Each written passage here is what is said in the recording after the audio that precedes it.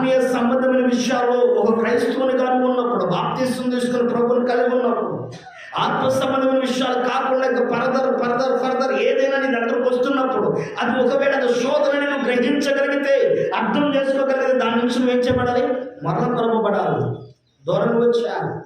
లేదు నేను దానికి అంకితం అయిపోతానయ్యా, దాసురాలు అయిపోతాను చెప్పలేదు. అపవాది జల్లులో పెట్టి జల్లిస్తున్నప్పుడంట ఏమవుతారంట? కొందరు జారిపోతారు.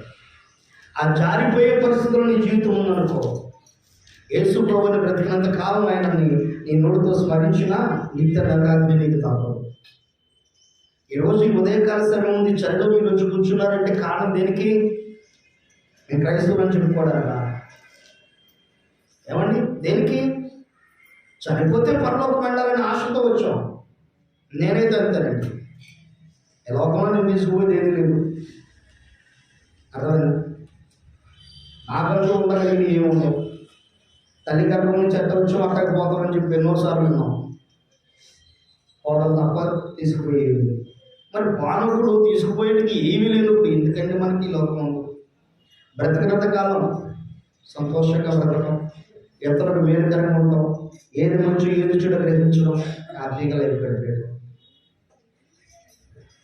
నువ్వు ఎప్పుడైతే శోధన కాలంలో నువ్వు ఉన్నావని గ్రహించి, ఇది శోధన కాలం కనుక ఈ శోధన కాలంలో నేను చేయకూడదు, స్వార్థంతో ఎప్పుడు ఆలోచించుకోకూడదు, దురాశతో ఎప్పుడు నేను ఉండకూడదు. ఉన్నదాన్ని బట్టి ప్రభుని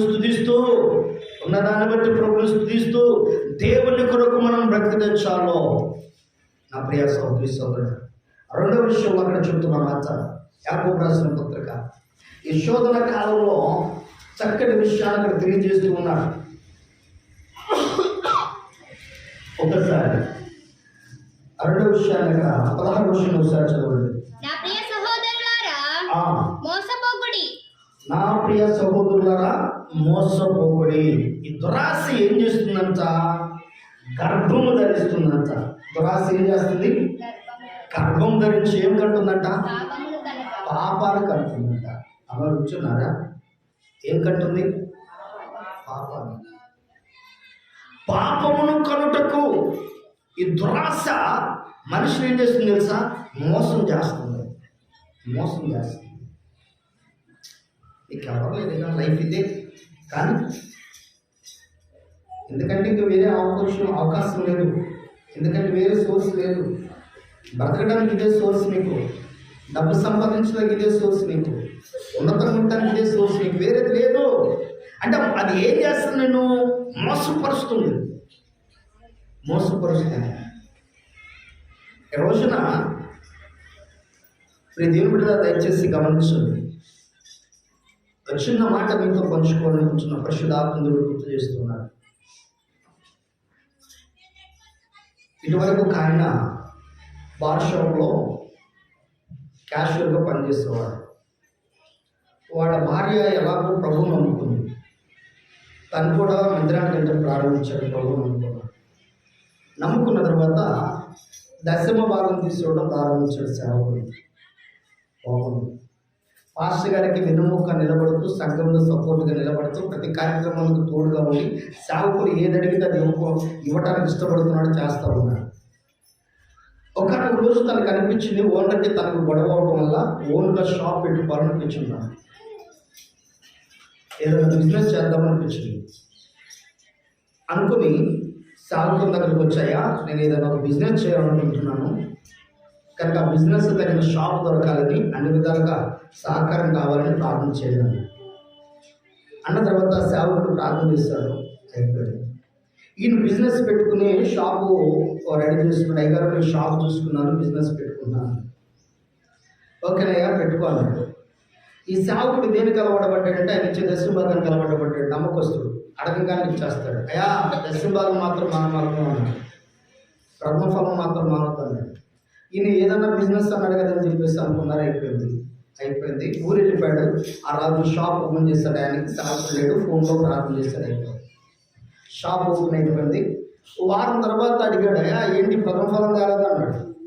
5 తెస్తానన్నాడు. తీసుకొచ్చాడు. 4 కేసులు తీసుకొచ్చి ఇంట్లో పెట్టాడు. ఏం తెచ్చాడమ్మా? 4 కేసులు తీసుకొచ్చి ఇక్కడ పెట్టాడు. 4 కేసులు మామూలుగా ప్యాక్ చేస్తున్నాయి. ప్యాక్ చూపకుండా ఏంటయ్యా అన్నాడు. అయ్యగారు ప్రథమ ఫలం 4 కేసులు తెచ్చాను. కేసులు ఏంటయ్యా అన్నాడు. అయ్యగారు నేను పెట్టింది బార్ షాప్ ఏం దొరుకుతుంది? ఒక పాస్టర్ గారు ఏం చేయాలా? 4 కేసులు తీసుకుని 50 అనుకోవాలా? ఏం చేయాలా? లేకుంటే ఎవరికైనా ఇవ్వాలా? ఇప్పుడు ఈయన బిజినెస్ ఏంటి? ఈయన మార్పు చెందాడు, బయటకు వెళ్ళాడు. మార్పు చెంది బయటకు వెళ్ళిన వ్యక్తి మరలా ఏ బిజినెస్ సేవకుడు కూడా అడగల, నువ్వు ఏ బిజినెస్ చేస్తున్నావయ్యా, ఏం చేస్తున్నావు అడగల. ఆయన చెప్పాలా, నేను బాగా బిజినెస్ చేస్తున్నాను. ఇప్పుడు పాస్టర్ గారికి ఏం చేయాలో అర్థం కాదు. ఇప్పుడు తీసుకెళ్ళి పెట్టే డబ్బులు ఇచ్చినప్పుడు తీసుకున్నాక మరి ఈదుకు తీసుకోమంటాడు. ఇప్పుడు ఉండమంటే నేను ఇవ్వగలను, పాస్టర్ గారికి చేసి తీసుకోవాలని అడుగుతున్నాను అంటాడు. ఇప్పుడు పాస్టర్ గారి పరిస్థితి అటు కాదు ఇటు కాదని అయిపోయింది. కారణం ఏంటంటే కొన్నిసార్లు దురాశ ఏం చేస్తుందంటే సమస్యలకు చిక్కులో పడేస్తుంది. ఆ ఒడ్డుకి వెళ్ళడం, ఈ ఒడ్డుకి వెళ్ళడం ఏం చేయలేని పరిస్థితి. కనుక దయచేసి అర్థం చేసుకోండి, ఏదైనా దేవుని వాటిని సర్విస్తుంది, అది నేను మోసం చేసే ఆలోచన కలిగిన దురాశ. ఏం పర్వాలేదు, నేను తోడుగానే ఉండవో అన్నట్టు నిన్ను ధైర్యపరుచుద్ది. నీ అంతటా నీకే భరోసా ఇచ్చింది.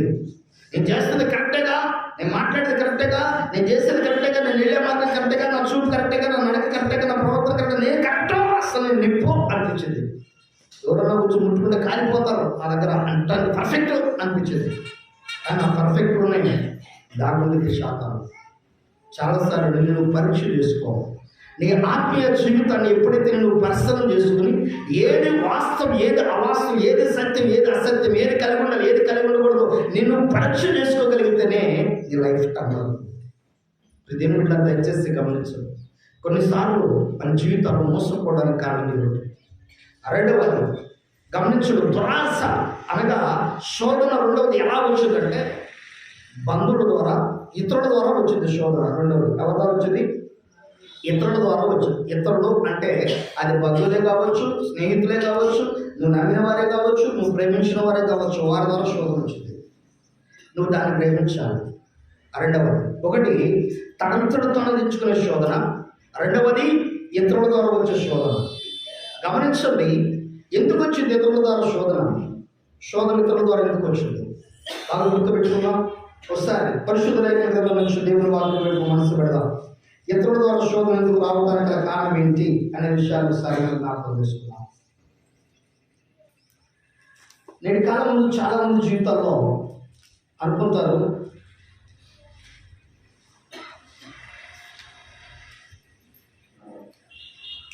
నేను ఎవరిని నష్టపరచలేదు, నేను ఎవరికి హాని చేయలేదు, నేను ఎవరిని ఇబ్బంది పెట్టలేదు, నాకు ఎవరు శత్రువులు లేరు అని అనుకుంటాం. భక్తులు పెట్టుకోండి. శత్రువులు ఎప్పుడు తయారవుతారు చెప్పడమా? శత్రువులు ఎప్పుడు తయారవుతారు చెప్పండి, కాస్త మర్మాలు బయట పెట్టండి. శత్రువులు ఎప్పుడు తయారవుతారు?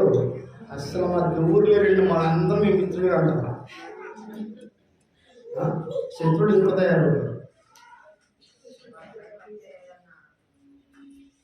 ఇప్పుడు చెప్పాలి, ఎందుకంటే అందరూ మిత్రులు కాదు. దేవుడు మిత్రులుగా ఉంచిన కాక, శత్రులుగా చేసిన ప్రతి కీడు తొలగించిన కాక. ఓకేనా? ఇప్పుడు నేను శత్రులు ఎందుకంటే ఇంటికి మరణం చెప్పగా కనుక చదవండి పరిశుద్ధ లేఖనం నుంచి ఆదికాండము 37వ అధ్యాయం. ఆదికాండము 37వ అధ్యాయం 4వ వచనం. అతని సహోదరులు తమ తండ్రి అతనిని తన అందరికంటే ఎక్కువగా ప్రేమించుట చూచినప్పుడు వారు అతని మీద పగబట్టి శత్రు స్వభావం కలిగి. గమనించండి, శత్రువులు ఎప్పుడవుతారు? ఇప్పుడు చెప్పండి. ఒక ఇంట్లోనే ఒక తల్లికి పుట్టినోళ్ళకి శత్రుత్వం ఉంది. ఎట్లుంది చెప్పండి? పక్కన వదిలేదు, బయట సంగతి. ఒక ఇంట్లోనే ఒక తల్లికి పుట్టినోళ్ళకి శత్రుత్వం ఎట్లుంది? అబ్బా ఎంత గొప్ప మరణం పెట్టారు. అట్లా చేసేది. ఆడపిల్ల నేను ఉన్నానే అచ్చగా వచ్చగా మనం చూద్దామని అసలు ఏం లేదు.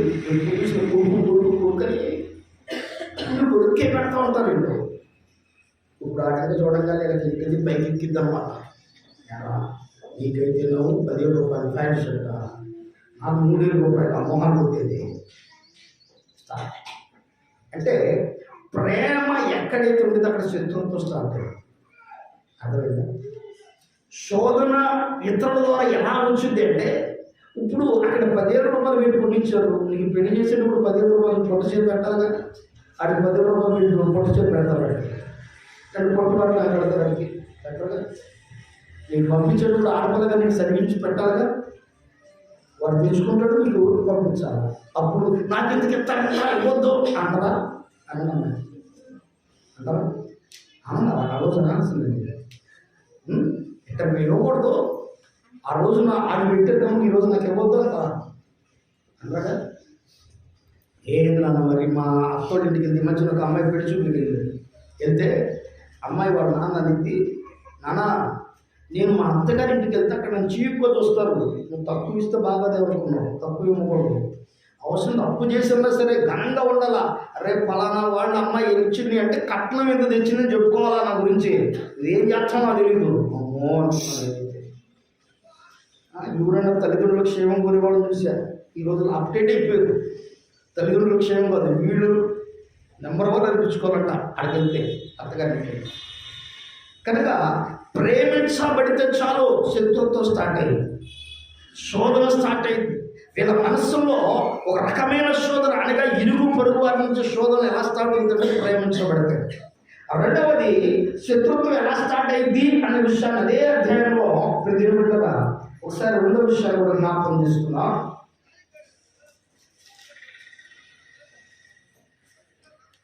రెండవ విషయం చదవండి.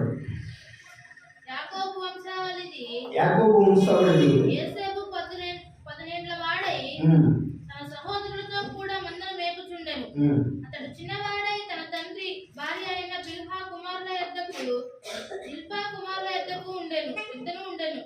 అప్పుడు యోసేపు వారి చెడుతనమును కూర్చిన సమాచారము వారి తండ్రి యొద్దకు తెచ్చుచుండువాడు. చాలు, ఏం చెప్పేవాడంట?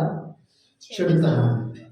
వీళ్ళు తప్పు చేస్తున్నారు అని చెప్తే చాలు, ఆటోమేటిక్గా ఏం ఏర్పడింది? శత్రుత్వం. ఈ రోజున ప్రతిన బిడ్డరా, దొంగోడులా అంటే వాడికి కోపం ఎక్కువ. ఇప్పుడు అనుకోడు, చెప్తున్నాను, బాగా నేర్చుకోండి సైతం. అదే కదా, దొంగోడు ఇప్పుడు దొంగోడు అనుకోడు, ఎందుకంటే ఆడు కోపం, ఆడు చేసేవాడు ఆడు కూర్చేస్తాడు కోపం కదా. ఇది ఉదాహరణకు క్లర్క్ దగ్గరికి ఏమైనా క్లర్క్ అమ్మ వాడికి ఎట్టుంది చెప్పండి, ఎట్టుండిద్ది? అసలు కోపం బాబు, అవునయ్యా నీ క్లర్క్ని ఎట్లా చేస్తాను అంటారా? ఏమొచ్చిందండి? బీపీఆర్ కాల్ నుంచి 150 వెళ్ళి ఏంద్రా అంత క్లర్క్ అంటావా? కానీ దొంగోడు ఇప్పుడు దొంగోడు అనకూడదు. అందుకని మీతో అనేక మార్లు చెబుతున్నా, తప్పు చేసేవాళ్ళు ఎవరైనా ఉంటే వాడు తప్పు ఎత్తి చూపించుకో, వాడు మొహాలు చూపించకూడదు. అస్సలు వద్దు, నథింగ్ బాధ. వాడు తప్పు వాడికి తెలుసు, వాడు తప్పు చేస్తాడనే సంగతి వాడికి తెలుసు. ఎందుకంటే దొంగవాడికి ఏమన్నా పంట బస్ చూసుకుంటారు కాబట్టి, దొంగలు బస్ చూసుకుంటారు కాబట్టి అది ఏమనుకో మొహం ఇప్పుడు నలబడటం కాదు. మొహం నలబడటం అంటే అర్థం ఏంటంటే, దొంగతనం చేసినప్పుడు వాడు మొహంలో కనపడదు కళ. అదే తప్పు చేస్తున్నాడు, మొహంలో కళ కనబడింది, చక్కటి కళ, భీతి కళ కనబడింది, భయంతో కూడిన కళ కనబడింది. ఎప్పుడు వస్తారా, ఏం కొట్టుకుంటారా, ఎప్పుడు వస్తారా, ఏమి చూస్తారా. ఏదైనా తప్పు చేసిన చూడండి అమ్మా, 2 రోజుల వరకు మనశ్శాంతిలో నిద్రపడతారు, ప్రశాంతంగా ఉండలేరు. ఏ క్షణం ఏమైందో అదొక టెన్షన్. రాత్రి నిద్ర పట్టదు, సెల్ ఫోన్ చేతితో కొట్టుకోవడం, ఏం చేయాలో అర్థం కాక నిద్ర పట్టక ఆ 2 రోజులు 3 రోజులు గడిచిన తర్వాత అమ్మయ్య అనుకుంటున్నాం తర్వాత. కనుక దయచేసి గమనించండి, దేవుని మాట, దేవుని వార్త సెలవిస్తుంది, శోధించబడటానికి, నీ బంధువుల యొక్క నుంచి శోధించబడడానికి రెండవ రీజన్ ఏంటంటే చెడుతనాన్ని ఎత్తి చూపించడం. మూడవ రీజన్ ఏంటంటే, బాగా గుర్తుపెట్టుకోండి, నువ్వు శోధించబడడానికి అలా మూడవ రీజన్ ఏమిటి అంటే, వారి దగ్గర నుంచి వారికి చెందాల్సిన దాన్ని నువ్వు తీసుకోవడం వల్ల, వారికి దక్కాల్సిన వాటిని నువ్వు సొంతం చేసుకోవడం వల్ల ఆటోమేటిక్గా నీకు ఏమవుతారంటే వాడు శత్రువులుగా మాట్లాడు. ఒకసారి పరిశుద్ధ లేఖన గ్రంథం నుంచి దేవుని మాటలో మనసు పెడదాం, గమనించండి. ఆదికాండం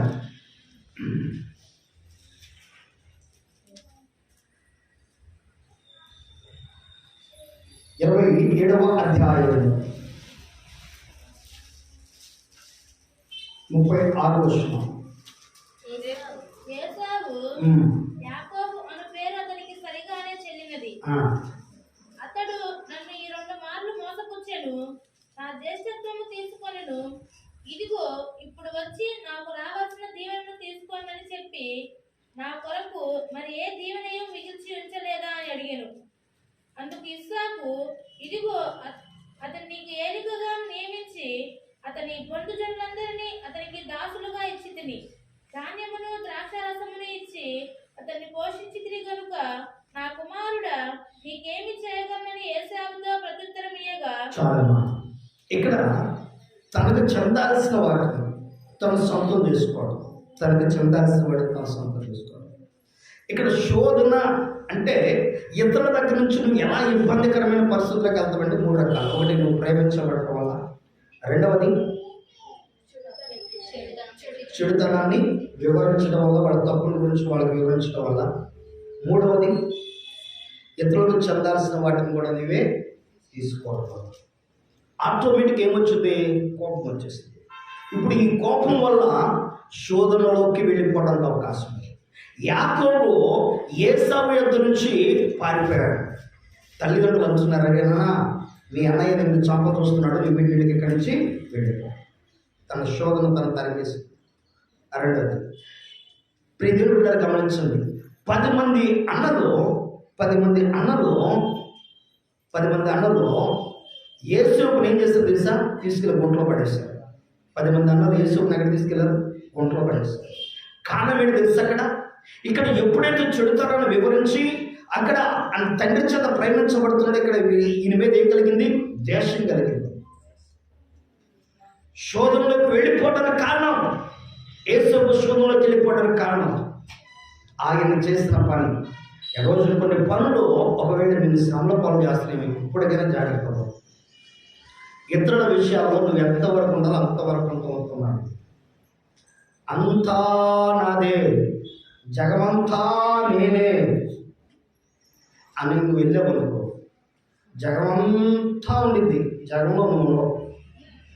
ఇది మాత్రం గ్యారెంటీ. తర్వాత అర్థమైందండి, జగమంతా ఉంటారు, జగంలో మాత్రం ఉండవు. ఎందుకంటే ఆడుతాం లేదు. దేవుని మాట సెలవిస్తుంది, శోధించబడినప్పుడు ఎలాంటి శోధనలు దగ్గరకు వస్తున్నాయో ఈ కాలంలో దయచేసి అర్థం చేసుకో. 4వ రకమైన శోధన కూడా ఉంది. ఇతరులు ఏం చేస్తారు తెలుసా? దెలీలా సంసోన్ని ఏం చేస్తుంది తెలుసా? ప్రేరేపించిందంట. ఆ ప్రేరణకు సంసోను తన బలాన్ని, తన రహస్యాన్ని చెప్పేశాడు. ఎప్పుడైతే చెప్పేశాడో వెంటనే క్షౌరం చేయించింది, ఫిలిష్తీయుల చేతికి అప్పగించింది. ఇతరుల చేత శోధించబడే విధానంలో ప్రియమైన బిడ్డలు గమనించండి. ఇంకో 5వ రకమైన శోధన, ఇతరుల దగ్గర నుంచి శోధించబడే విధానం ఏంటి తెలుసా? ప్రియమైన బిడ్డలు బహుభయంకరమైనది. ఆశ చూపించడం, డబ్బు ఆశ చూపించడం, పదవుల ఆశ చూపించడం, పేరు ప్రఖ్యాత ఆశ చూపించడం. దీని ద్వారా మనుషుల్ని మెల్ట్ చేయడం, వారికి నచ్చిన రీతిలో వాడుకోవడం. జాగ్రత్త. ఈ శోధనలో చిక్కినప్పుడు నీవు మాత్రమే కనపడతావు. బాగా గుర్తుపెట్టుకోండి, సినిమా తీసినప్పుడు డైరెక్టర్ చెప్పినట్టు చేస్తున్నాడు కాబట్టి హీరో పేరు తెచ్చుకుంటాడు. డైరెక్టర్ చెప్పినట్టు చేయకుండా నాకు నచ్చినట్టు చేస్తున్నాడు, ఎవరికి వచ్చిన పేరు? హీరోకి వచ్చిందా? ఇప్పుడు నేను డైరెక్షన్ చేసే వాళ్ళు ఎవరు ఉంటారో వాళ్ళ ద్వారా వాళ్ళు రారు బయటికి. ఎవరు వస్తారు? నేను హీరోని అనుకుని ఎవరైతే వస్తారో వాళ్ళు మాత్రం బయటకు వస్తారు, పబ్లిక్ కనబడతారు. అందుకని చేయకపోలేదు ఒక ఆయన సంస్థలో. అదేనండి. కనుక దయచేసి గమనించండి, ఇలాంటి రకాలైన శోధన నుంచి నువ్వు కాపాడుకోవడానికి ప్రయత్నించు. దేవుడు అంటున్నాడు, నువ్వు నా వాక్యాన్ని గైకొంటే, నా మాటను వింటే ఇలాంటి శోధన నుంచి నేను నిన్ను కాపాడు. మెలకు నుంచి, వివేకం నుంచి, ఏది చేయాలో ఏది చేయకూడదో, ఎంతవరకు ఉండాలో ఎంతవరకు ఉండకూడదు, ఎలా నడుచుకోవాలో ఎలా నడుచుకోకూడదో వివేకాన్ని నుంచి నేను నిన్ను కాపాడుతున్నాను నా వాక్యాన్ని వింటే. ఒకవేళ నా మాటను వినకుండా నీ ఇష్టానుసారమైన ఆలోచనతో, నీ ఇష్టానుసారమైన తలంపులతో ఒకవేళ నువ్వు వెళ్ళావా, అపవాది చేతులకు అర్పించబడతావు. కనుక దయచేసి గమనించండి, రెండవ రకమైన శోధన ఇతరుల చేత శోధించబడటం. ఒకటి తన స్వకీయ దురాశ చేత శోధించబడటం, రెండవది ఇతరుల చేత శోధించబడటం. మూడవ రకమైన శోధన దేవుడిగా దయచేసి గమనించండి, మూడవ రకమైన శోధన ఏంటంటే అపవాది చేత. ఎవరి చేత? మత్తయి సువార్త 4వ అధ్యాయం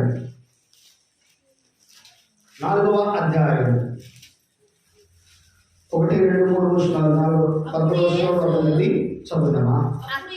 అప్పుడు యేసు అపవాది చేత శోధింపబడుటకు ఆత్మ వలన.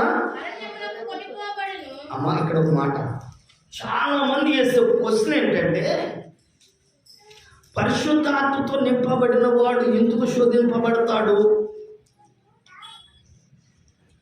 పరిశుద్ధాత్మతో నింపబడిన వాడు ఎందుకు శోధింపబడతాడని ఒక క్వశ్చన్ వేస్తారు చాలా మంది. ఇక్కడ మరొకసారి మీరు చదివిన క్లారిటీ ఇవ్వండి. అక్కడ మరలా విషయం చదవండి. అప్పుడు యేసు ఎవరి చేతంట? శోధింపబడుటకు. ఎవరి వలన అంటే పరిశుద్ధాత్మ ఎందుకు తీసుకెళ్ళడానికి? తీసుకెళ్ళకూడదు కదా. అపవాది చేత శోధించబడ్డాను పరిశుద్ధాత్మనే తీసుకెళ్ళాడు అక్కడికి. ఎందుకు తీసుకెళ్ళాడు? మూడవ రకమైన శోధన అపవాది శోధన. ఈ అపవాది శోధనలో ఉన్నప్పుడు ఒకవేళ నువ్వు పరిశుద్ధాత్మతో నింపబడితే ఎలా ఉంటుంది అంటానికి నిదర్శనం చెప్తున్నా. ఒకవేళ పరిశుద్ధాత్మతో నింపబడకపోతే ఎలా ఉంటుంది, శోధన కాలము ఎలా ఉంటుంది అంటానికి మీకు ఒక నిదర్శనం. పరిశుద్ధాత్మ దేవుడు నిన్ను పరిపూర్ణ పరిశుద్ధాత్మతో నింపబడి ఉంటే అపవాది నిన్ను శోధించడానికి తీసుకువెళ్ళింది అనుకోండి, ఈ శోధన కాలం ముందు నువ్వు ధైర్యంగా నిలబడతావు. వాక్యం ద్వారా దాన్ని ఎదిరిస్తావు, వాక్యం ద్వారా దాన్ని జయిస్తావు. ఒకవేళ పరిశుద్ధాత్మ నీకు లేదనుకోండి, ఆ శోధన అపవాదిని అక్కడ తీసుకెళ్తే ఆటోమేటిక్గా టెంప్ట్ అయిపోతుంది.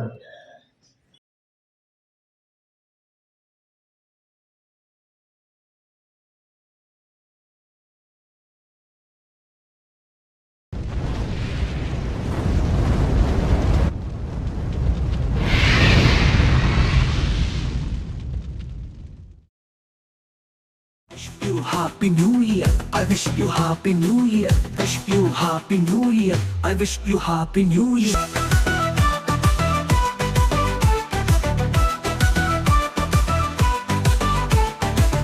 శ్రీ యేసు గీతాలతో, హల్లెలూయా స్తోత్రాలతో సాగిపోయేదము నూతన వత్సరములో. శ్రీ యేసు గీతాలతో, హల్లెలూయా స్తోత్రాలతో సాగిపోయేదము నూతన వత్సరములో. Wish you Happy New Year, I wish you Happy New Year, wish you Happy New Year, I wish you Happy New Year. Shri యేసు గీతాలతో, హల్లెలూయా స్తోత్రాలతో సాగిపోయేదము నూతన వత్సరములో.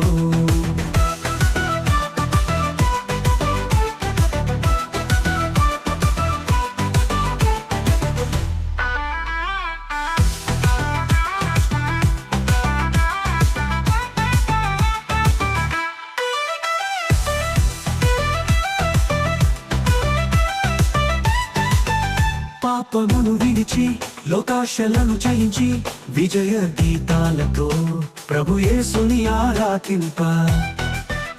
పాపమును విడిచి లోకాశలను జయించి విజయ గీతాలతో ప్రభు యేసుని ఆరాధింప. ద్వేషమును వదిలి క్రోధము మరిచి సాగిపోయేదము నూతన వత్సరములో. Wish wish you happy new year. I wish you happy new year. Wish you happy new year. I wish you happy new year.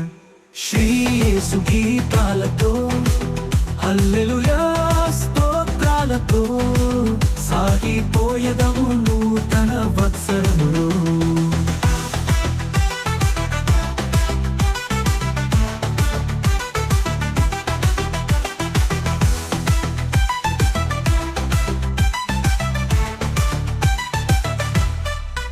సాతానును ఎదిరించి శాశ్వత జీవముకై రక్షణ వస్త్రము ధరించి జీవవాక్యము చేత పట్టి. సాతానును ఎదిరించి శాశ్వత జీవముకై రక్షణ వస్త్రము ధరించి జీవవాక్యము చేత పట్టి. నా యేసుతో నడుచుచు ఆత్మను రక్షింప సాగిపోయేదము నూతన వత్సరములో. Wish you happy new year. I wish you happy new year. Wish you happy new year. I wish you happy new year. Shri యేసు గీతాలతో హల్లెలూయా స్తోత్రాలతో సాగిపోయేదము నూతన వత్సరములో. శ్రీ యేసు గీతాలతో హల్లెలూయా స్తోత్రాలతో సాగిపోయేదము నూతన వత్సరములో. Wish you happy new year. I wish you happy new year. Wish you happy new year. I wish you happy new year. Wish you happy new year. I wish you happy new year. Wish you happy new year. I wish you happy new year.